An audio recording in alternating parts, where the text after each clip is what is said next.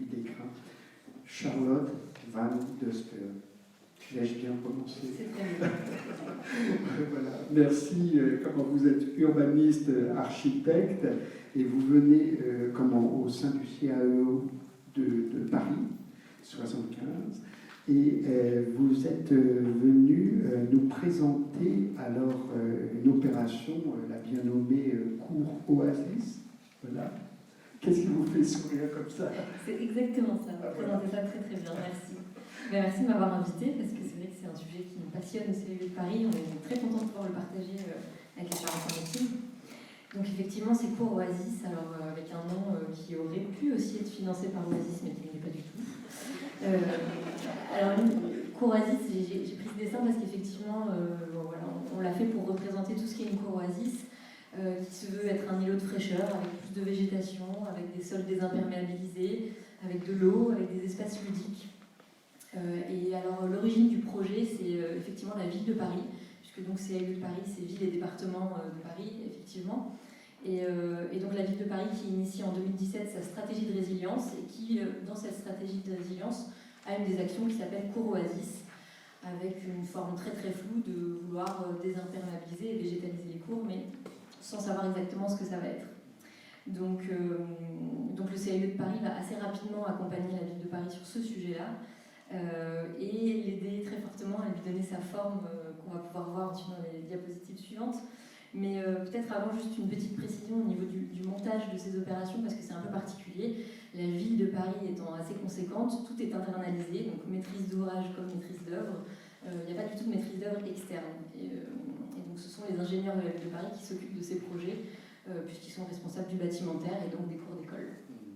Alors, anticipons en précisant que c'est né à Paris, à l'initiative de Paris, mais le dispositif, si j'ai bien compris, a quand même essaimé au-delà du périphérique, dans le 9-3 par exemple, comme on dit. Par exemple. Voilà, et d'autres territoires, d'autres départements. Oui, complètement. Alors c'est vrai qu'on travaille donc, sur ce sujet depuis 2017-2018, et que là, depuis un an et demi maintenant, on est très sollicité pour avoir des retours d'expérience sur les cours d'école, et notamment grâce à un projet européen, un FEDER, qui a pu financer 10 cours d'école pour pouvoir expérimenter plus en profondeur les systèmes qui pouvaient être mis en place, l'accompagnement aussi de toutes ces démarches, et donc ça a permis de donner une grande visibilité à certains projets, et du coup d'avoir beaucoup aussi de demandes, de retours d'expérience sur ces sujets. Donc effectivement, en Ile-de-France beaucoup, et puis de façon nationale aussi, des grandes villes comme des petites communes. On est en contact avec beaucoup de monde. La Rochelle, Sainte? Non, je ne crois pas La Rochelle, mais c'est l'occasion. Voilà, tout à fait. Alors, comment vous êtes venu aussi avec plusieurs diapositives qui permettent de se passer de longs discours. La première qui permet de camper le décor d'avant l'opération. Voilà. Donc voilà, deux petites photos pour vous montrer ce que sont les cours d'école à Paris. Ils sont assez classiques et c'est ce qu'on retrouve partout en France. Des cours asphaltés avec des espaces de sport, parfois quelques arbres comme on voit sur celle d'après. Mais bon, voilà, là on est en école élémentaire, et puis sur celle d'après on est en école maternelle. On voit qu'on a un jeu assez classique avec un peu de sol souple, surtout du sol souple qui vient bien étouffer les arbres, pour pas que les enfants aient accès à la terre, parce que c'est mauvais pour eux. Donc voilà, nos cours d'école, elles sont comme ça à Paris, et on part de ça.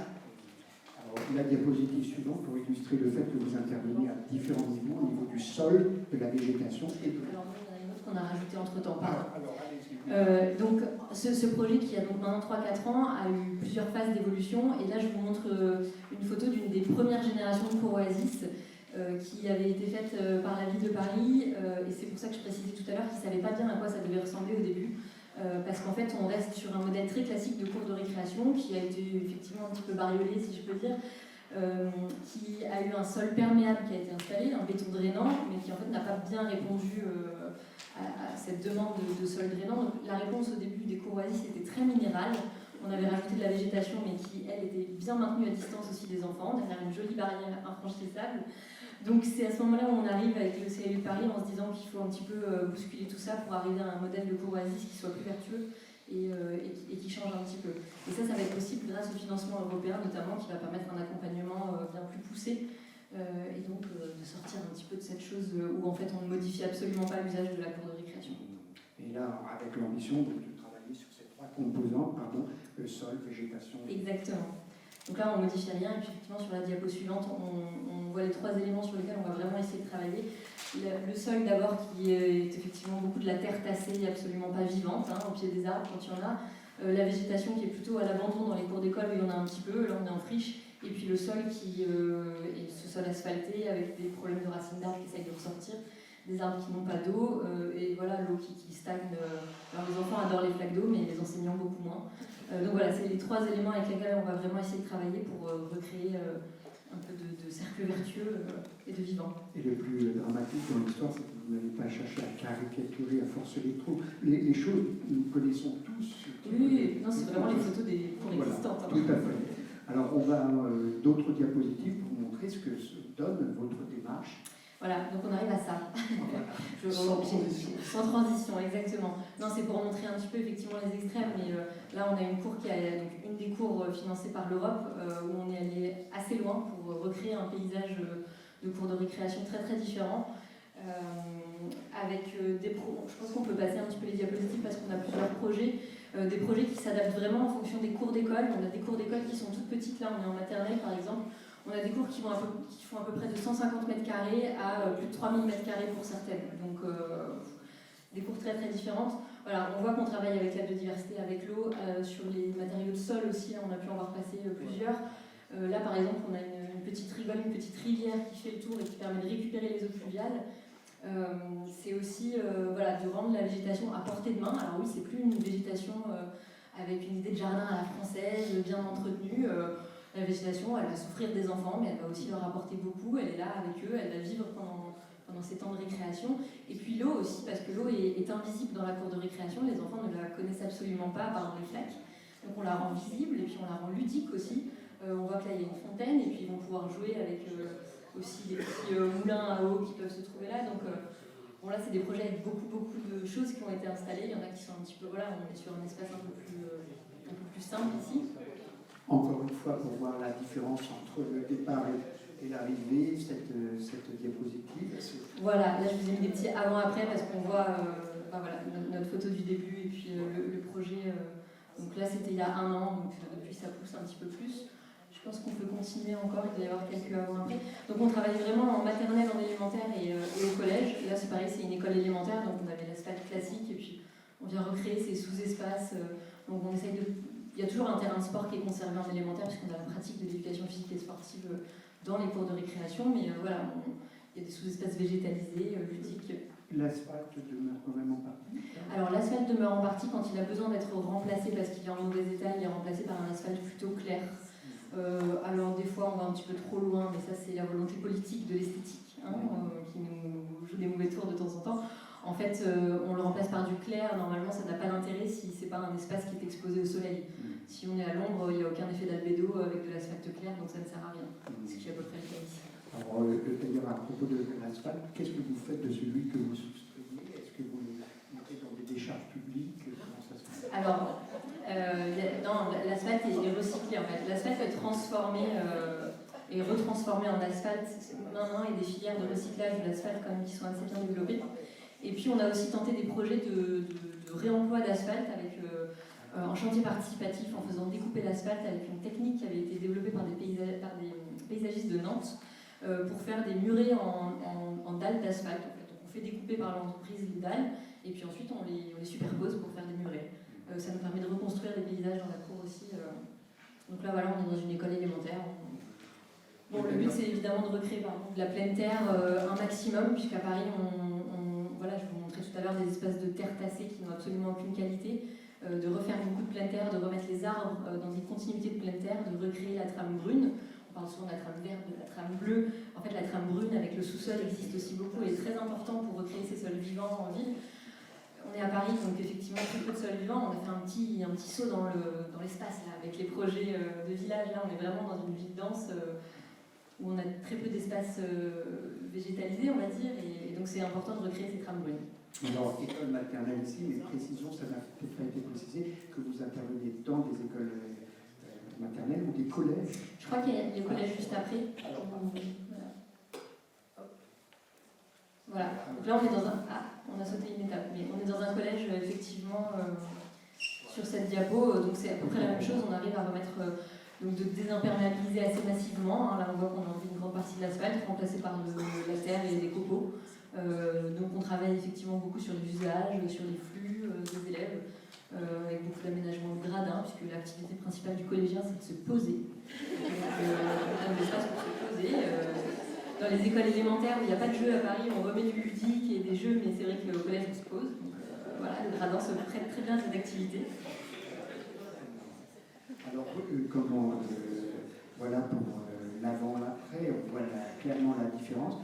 Et vous avez aussi d'autres diapositives qui illustrent la démarche consistant à impliquer justement ces élèves. Voilà, peut-être Michel, les suivants. Alors il y en a une dernière, je crois, avant qui est... Oui. Alors là, on a le cas classique où il y a une école maternelle à droite qui a été transformée, l'école élémentaire à gauche ne l'a pas été. Donc il y a un joli grillage entre les deux qui fait que les élèves d'élémentaire sont très jaloux des élèves de maternelle. Je vous rassure, elle entre en travaux à l'été 2022, celle de gauche, donc ils auront bientôt l'équivalent. Mais voilà, typique. Cette photo, elle est très parlante parce qu'on voit très bien le changement. J'étais persuadé que c'était un avant. Non, c'est un droite-gauche. Parfait. Voilà. Et donc effectivement, tout ce travail qui est long, on le disait tout à l'heure, ce matin, je crois que c'est Anne qui disait il y a un manque de culture commune. Donc l'implication du CAUE sert beaucoup à travailler sur cette culture commune de ce que peut être la cooasis. Et donc notre démarche, c'est d'accompagner les écoles dans cette transformation de pratique.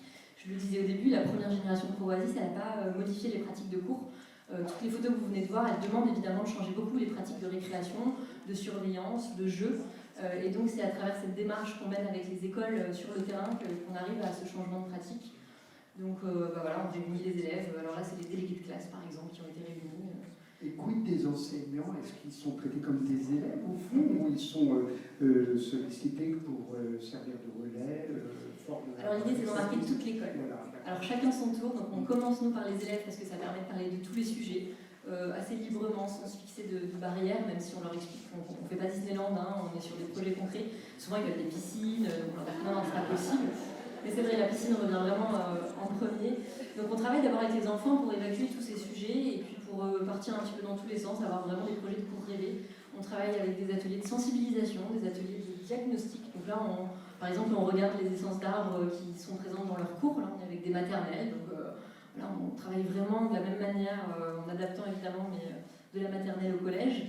Ensuite, on a une autre diapo, je crois, qui montre les diagnostics. Donc les élèves diagnostiquent leurs usages, la façon dont ils jouent dans la cour, dont ils se répartissent, comment ils se positionnent, eux, en tant qu'élèves, en tant que filles, en tant que garçons, etc. Et puis, on fait aussi des diagnostics d'état de la cour. Donc ils vont relever là où il y a des flaques d'eau, ce qui est abîmé, la végétation présente, etc. Donc ça, c'est toute une partie d'atelier de diagnostic. Et puis ensuite, on fait des ateliers de maquettes, de projets. Donc là, ils imaginent en 3D. Et on va jusqu'à des ateliers participatifs, comme je le disais tout à l'heure. Donc on a effectivement ce banc en asphalte réemployé. Donc toutes voilà, derrière eux, vous voyez ce banc en asphalte réemployé. C'est donc des dalles d'asphalte qui ont été découpées. C'est assez isolé comme cas, mais voilà, tout à l'heure, vous me parliez d'asphalte, il est là. Ouais. Et le monsieur, c'est une personne du service de la ville? Non, c'est quelqu'un de chez nous. Ah, voilà. Oui, un paysagiste qui... Alors non, souvent les chantiers participatifs, c'est le CAUE qui les mène, c'est pas la ville de Paris. Des fois, ils nous envoient des jardiniers ou des paysagistes, mais c'est pas souvent. Donc voilà, on va vraiment jusqu'à la concrétisation des projets avec les élèves, parce que c'est aussi par ce changement de pratique que ça fonctionne, et avec la motivation effectivement des écoles, et puis toute la force du projet, elle se situe avec les élèves, avec les enseignants, et c'est comme ça qu'on assure aussi la pérennité des projets. Sans eux, ça ne fonctionnerait absolument pas. Si ça n'était qu'un projet politique mis en place sans eux, voilà, on n'aboutirait à rien. Les parents d'élèves? Les parents d'élèves sont aussi associés. Alors on laisse souvent le choix à la direction de l'école de les associer pendant les ateliers où on dessine les plans avec les enseignants, parce que ça ne se passe pas toujours bien avec les parents d'élèves, donc on ne peut pas les imposer. Quand ils ne sont pas associés à cet temps d'atelier, ils ont toujours droit à une restitution, une exposition pour voir ce que les enfants ont produit, les projets qui sont proposés, et puis on est aussi présent au moment des conseils d'école pour expliquer aux parents d'élèves élus ce qui se passe, où on en est du projet et comment ça avance. Alors justement, on l'évoquait tout à l'heure en aparté, venons-en de nouveau. À cela, c'est justement leur appréhension à ces parents d'élèves. Est-ce que ce sont eux qui vous opposent des inquiétudes quant au risque pour leurs enfants, tout sur le Non, ça, en fait c'est ce que croit l'école souvent. L'école est souvent réticente en disant mais les parents d'élèves ne vont jamais accepter que ce soit dangereux, que ce soit sale, c'est souvent l'école qui présente ça comme ça. En fait, les parents d'élèves, une fois qu'ils ont compris le bien fondé et le bien-être que ça va apporter à leurs enfants, puisqu'en fait c'est ça, hein, c'est apporter plus de bien-être, diversifier les pratiques des enfants. Finalement, ça se passe très bien avec les parents. C'est plutôt les écoles qui endossent la responsabilité effectivement des élèves au quotidien et qui donc, doivent faire avec ce fait d'augmenter les risques, même si je ne suis pas sûre qu'on l'augmente, mais on change le risque, parce que se casser la figure sur l'asphalte, c'est aussi assez risqué finalement. Quand on met des cocos partout, c'est bien plus moelleux et c'est plus facile d'y tomber. Donc non, en fait, le risque, on le travaille avec les enseignants. On a aussi du coup le témoignage d'autres écoles qui ont été transformées en premier lieu et qui peuvent les rassurer sur le fonctionnement, le risque, l'accidentogène, le côté accidentogène pas de la cour. Et puis on a des retours qui sont plutôt positifs avec pas plus d'accidents, des accidents moins graves. Et donc tout ça, ça permet de faire passer assez facilement ces sujets. Et c'est vous, Morgane, qui, toujours dans cet aparté, pointez aussi le problème de la responsabilité qu'on n'accepte pas d'assumer, c'est ça. Voilà, très bien. Alors, quelques ultimes diapositives sur les effets à long terme, parce que vous ne vous contentez pas de livrer la cour Oasis, vous suivez les effets dans la Voilà, on le disait aussi ce matin, c'est du temps long évidemment, et ça c'est aussi un changement de méthodologie pour les équipes de la ville de Paris qui ont l'habitude de livrer une cour asphaltée et de ne plus s'en préoccuper pendant les 20 prochaines années. Donc un gros changement méthodologique où il faut apprendre qu'un projet qui vit n'est jamais terminé. Et donc voilà, Anne encore une fois le disait ce matin, derrière c'est du temps long et il faut accepter ça. Donc c'est aussi un travail en profondeur avec ces équipes pour dire que non, il faut revenir régulièrement et ajuster. Donc voilà, on voit les effets sur la biodiversité. Hein. C'est difficile parce qu'on part de pas grand-chose finalement, mais on voit que les plantes s'installent bien, qu'on privilégie effectivement des massifs qui sont plutôt multistrates. Pas de pelouse parce qu'on a des trop petites surfaces et que les pelouses sont piétinées très très rapidement à Paris, donc ça ne fonctionne pas. En plus, il y a un gain de biodiversité qui est moindre par rapport à ces espaces-là. Donc on préfère mettre des massifs un petit peu partout dans la cour, je crois qu'on en voit d'autres après, qui sont aussi, alors là, séparés des enfants, mais qui peuvent aussi être traversés par les enfants. Là, il n'y a aucune limite, donc les enfants peuvent aller très bien s'installer dedans s'ils veulent. Les chemins vont se créer en fonction de leur passage, et c'est très bien comme ça. Et puis d'autres bénéfices... évidemment, je pense qu'on peut passer à la diapositive. Voilà, on essaye aussi de rentabiliser, on va dire, chaque espace, et donc de se dire qu'en favorisant aussi des aménagements végétalisés, c'est aussi des espaces pour les enfants. Là, on a une cabane en osier tressé qui va continuer à pousser et qui est une cabane pour les enfants, pour s'y cacher, pour que plein de choses s'y passent. Je crois que c'était tout. Alors, voilà, c'est toujours sur cette même idée, mais on peut passer rapidement. Effectivement, un sol qui était une contrainte peut-être de gestion, parce que c'est des cocos qu'il faut balayer, ramasser, en fait c'est un support ludique pour les enfants, et donc là on transforme le problème en solution, comme on le disait aussi ce matin. Typiquement le coco, c'est le parfait exemple du problème pour les équipes, mais de la solution pour les enfants, donc ça marche très très bien. C'est parfait. Et puis l'eau qui arrive aussi beaucoup, je le disais tout à l'heure, qui apparaît dans les cours de récréation et qui est ludique. Donc là, une petite rivière. Alors, ça paraît anecdotique, hein, je viens de la campagne, je sais qu'une rivière à Paris, ça paraît bizarre, mais en fait, c'est un support ludique qui est extraordinaire pour les enfants. Mettre les mains et les pieds dans l'eau, c'est génial. Voilà. Alors, avant de laisser, merci beaucoup Charlotte, avant de laisser Morgane et puis Laurent réagir, une question, est-ce beaucoup vous demandez que vous demandez ce qu'il en est aussi du bilan sur la scolarité de ces enfants. Est-ce qu'on a noté des améliorations Oui, alors typiquement dans cette école, ça a beaucoup poussé depuis parce que là c'était au moment de la livraison. On a des retours très positifs des enseignants qui nous disent que les enfants rentrent avec beaucoup moins de conflits après le temps de récréation. En fait, tout le monde s'occupe, il y a beaucoup moins le conflit d'usage parce qu'il y avait une monostructure en plein milieu de la cour et donc tout le monde était au même endroit en même temps à se marcher sur les pieds. Là, tout le monde se répartit, trouve quelque chose à faire pendant le temps de la récréation et les enfants reviennent apaisés et plus aptes aux apprentissages qui leur sont donnés par la suite. On perd moins de temps aussi justement dans la régulation de ces conflits entre élèves. Donc les retours sont plutôt positifs, autant effectivement sur les accidents comme on disait tout à l'heure que sur l'apaisement que ça procure aux enfants d'être en contact avec autant les aspects ludiques que naturels de ces cours de récréation. Je vois que Laurent Fouvel est littéralement scotché. Voilà. Mais je pensais que vous alliez protester en voyant qu'il n'y avait aucun rosier. Mais vous pouvez concevoir. Si, on a des rosiers dans les cours d'école. Ça fait partie du risque d'avoir des équipes. Vous pouvez concevoir. À part ça, qu'est-ce que vous voudriez partager comme réaction? Je vous laisse le mot. À part ça. ça, je pensais que Chémini allait pouvoir se reposer sur ses lauriers, mais je vois que Noël, il y a vraiment encore des projets à mener. Celui-ci est vraiment extrêmement intéressant. On a la chance d'avoir une école maternelle, en l'occurrence, qui accueille les petits, et quel bonheur ce serait de les voir. Alors, par contre, je ne suis pas partisan, enfin, je ne suis pas persuadé que les parents adhèrent à 100% sur l'eau. Je retiens au passage la formule se reposer sur ces rosiers. Rosiers qui peuvent être sans épines. Non, pas du tout, ils ont des épines. Non, oui, on met des épines dans les cours. C'est pas grave. Les enfants vont apprendre que ça pique et c'est très bien comme ça. Et ça pique, c'est très bien. Moi, j'avais une question du coup, donc je reste avec ma casquette par rapport à l'alimentaire. Et du coup, est-ce que vous envisagez justement d'implanter du végétal qui peut être productif?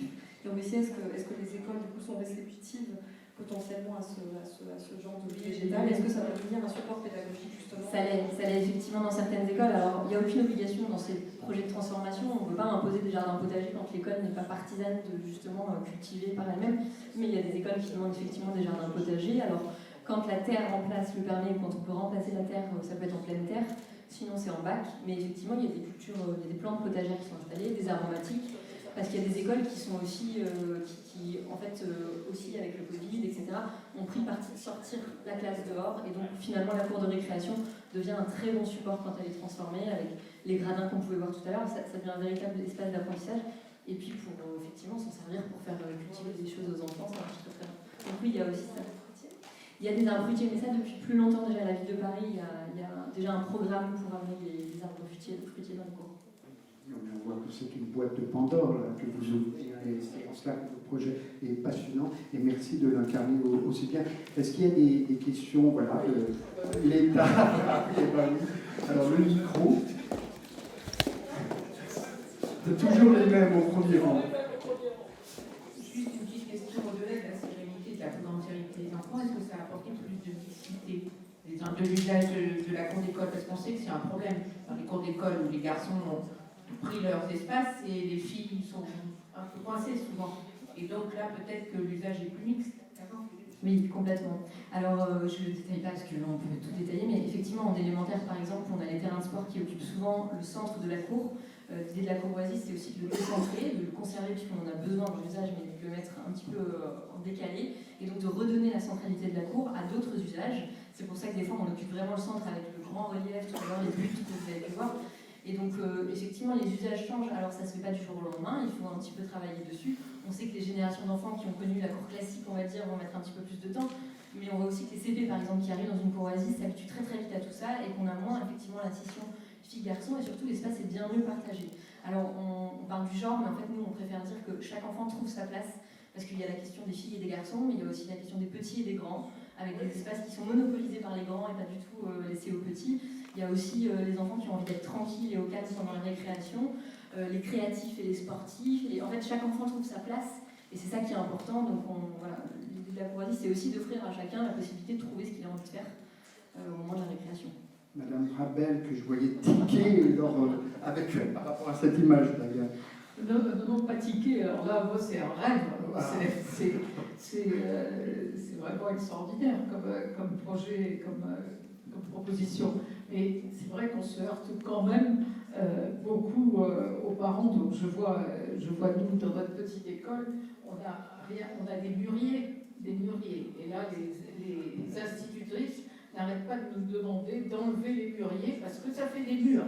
Ben oui, les mûriers, ça fait des murs. Et donc, ça salit les vêtements des enfants. Enfin bon, bref, alors c'est pour ça que je rêve un peu de tout ça. Simplement, il faut, c'est toute une éducation des parents, parce qu'on nous dit à chaque fois les responsabilités qu'on a derrière les écoles. Pourquoi est-ce qu'on cache les pieds des arbres avec du sol et on est obligé, on nous dit c'est obligatoire, il faut qu'il y ait du sol caoutchouté autour des arbres. Non ? Oui, non, mais tous les deux, oui. C'est obligatoire. Enfin, on nous donne des obligatoire. C'est des obligations réglementaires. Une réponse de Annie Gaillard, un complément. Simplement, juste, je finis, mais donc ces obligations réglementaire, parce que les enfants. Et puis, comment on nous dit qu'il ne faut pas mettre de sable autour. Alors, nous, on a du sable. Le sable, moi, je peux en mettre du sable dans mes cours, j'en ai pas. Mais on ne peut pas mettre de sable parce que les enfants mangent le sable, bien sûr. Et après, c'est les chats. Alors, comment vous résolvez? J'ai exactement les mêmes problématiques à Paris, effectivement, de dire mais le sable, il y a des risques bactériologiques. En fait, c'est ça, c'est la contamination bactériologique. Mais en fait, en des décennies de bac à sable dans les cours d'école, il n'y a jamais eu de drame à cause du sable. C'est plutôt la morve du copain qui amène des bactéries que le sable lui-même. En fait, la ville de Paris, et c'est ce que je disais au début, c'est repositionner réellement là-dessus, avec la direction des affaires scolaires qui entretient et qui est responsable de ces équipements, qui a décidé que le risque était moindre par rapport aux bénéfices que ça allait apporter aux enfants. Et c'est une vraie prise de position. Je suis d'accord que le débat est là, il existe, mais le bénéfice pour les enfants d'avoir des bacs à sable est tel que le risque à côté doit être minoré. En fait. Le risque n'est pas réel, oui, il y a un risque bactériologique qui existe, mais il est tellement minime, et en fait, on se rend compte aussi que la problématique des chats, elle est aussi bien amoindrie quand on élargit, quand on n'a pas le bac à sable qui fait 2 mètres sur 2 mètres, mais qu'on a des vrais espaces ensablés. En fait, c'est plus, effectivement, on ne fait pas une litière pour les chats, on fait un espace plein de sable, et là, il y a moins ce risque. C'est un espace beaucoup plus large. J'avais surtout plus une question, enfin, je suis entièrement d'accord sur le fond, donc je ne vais pas revenir dessus. Mais en fait, en France, en 1994, il y a eu 2 décrets qui ont renforcé toutes les normes européennes de sécurité. Et c'est ça qui a complètement transformé nos cours d'école, parce qu'avant, il y avait bien les bacs à sable, et dans les aires de jeu, même dans l'espace public.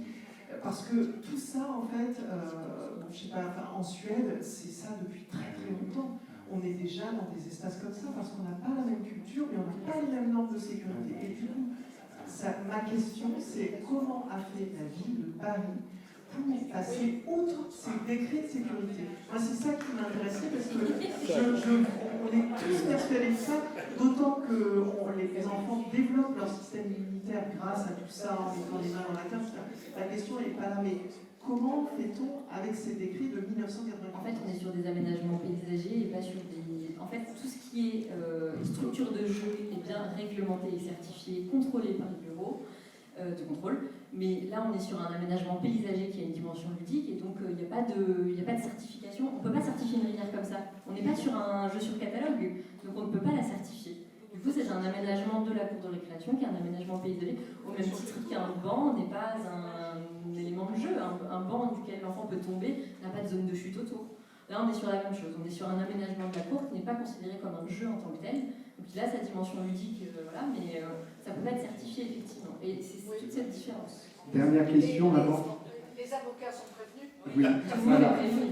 La responsabilité est assumée. Je demande à Sandra Benamo Il n'y a aucun accident. de venir nous rejoindre. Auparavant, juste une demande. Donc, si j'ai bien compris, c'est le raisonnement que vous avez tenu pour essayer de contourner. Voilà, d'accord. C'est en point de centre. Mais c'est pareil pour la réutilisation des eaux de pluie, on en a pas parlé, mais c'est interdit.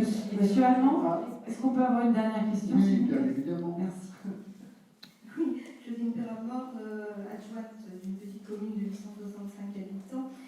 J'ai visionné hier soir la conférence organisée par le CAUE 44, dont le CAUE 17, vous avez donné les références, qui s'appelle Cours verte et matière grise. Et je vous conseille de la voir parce que ça va répondre à plein de questions qu'on peut se poser sur l'histoire justement des écoles. Voilà, un petit complément. Parfait, la question méritait d'être posée. On va faire un jeu de chaises musicales. Merci beaucoup Sandra Benamo pour votre patience. Avant d'aborder le sujet...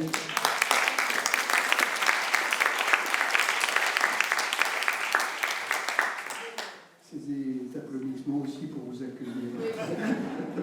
Alors, oui, merci beaucoup Charlotte.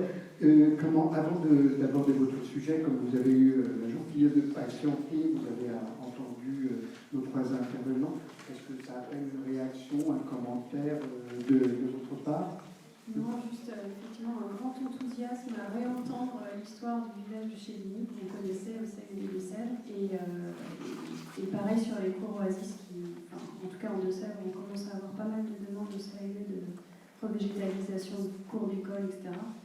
Et on débute un peu, donc on s'est beaucoup documenté sur les cours oasis, l'exemple de Paris.